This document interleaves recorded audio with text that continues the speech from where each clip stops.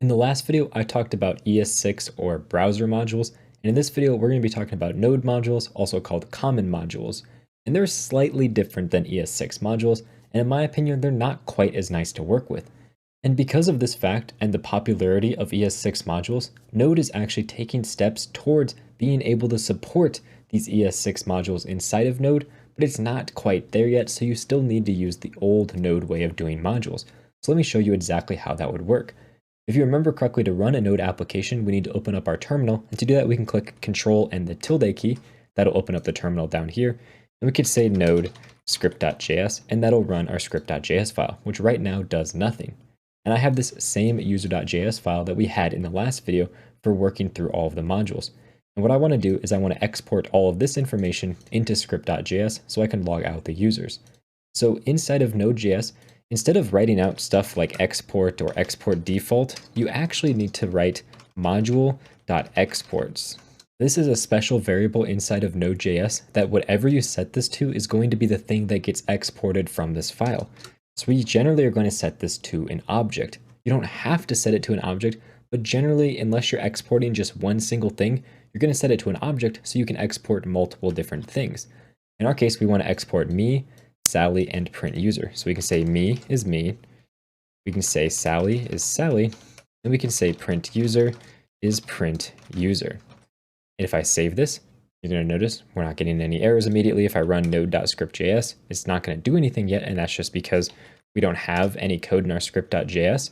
So inside of here, let's look at how we would import something. Normally, you would think to use this import syntax, but inside of Node.js, you're going to use this require function.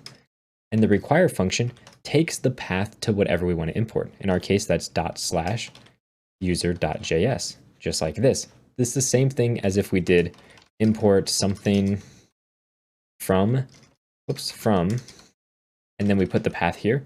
This path at the end is the exact same path inside of require. They follow the exact same rules.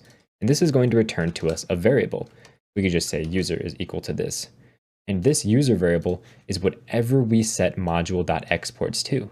So with Node.js, we can't have a default export and named exports. We can only export one single thing, and it is going to be this module.exports. In our case, we're exporting this entire object. We could, if we wanted, just export me, for example. And now inside of here, this is going to be me. We can name it whatever we want. In our case, we'll just name it me. And if I do console.log me, and I run script.js, you're going to notice it prints out this object. But of course, we want to export everything. So let's just go back to where we are exporting everything. And inside of here, this is going to be our user export. That's what we'll call it. And here we'll say user export. Now if we run this, you're going to notice it gives us an object where it has a me property, which is the me object from our user file, a Sally, which is their Sally object, and then our print user function. So we can get individual properties of this. We can say const me equals user expert.me.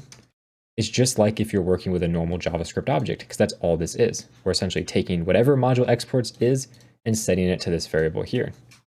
So we can get Sally as well, user export.sally, and we can get const print user, which is equal to user export.print user.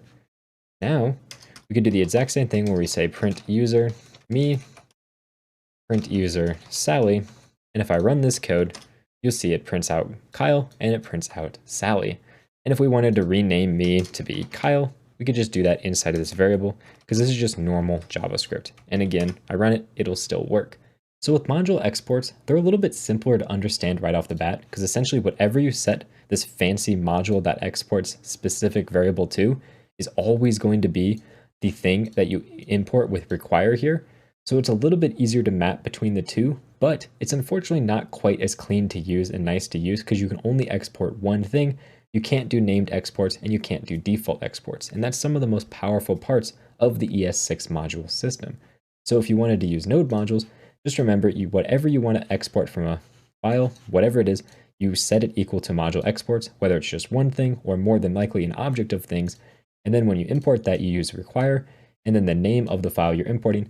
And whatever you set equal to module exports is going to be what comes back from you in that require. And we set that in our const variable here. Then we can access all of that information down here and however we want to use it.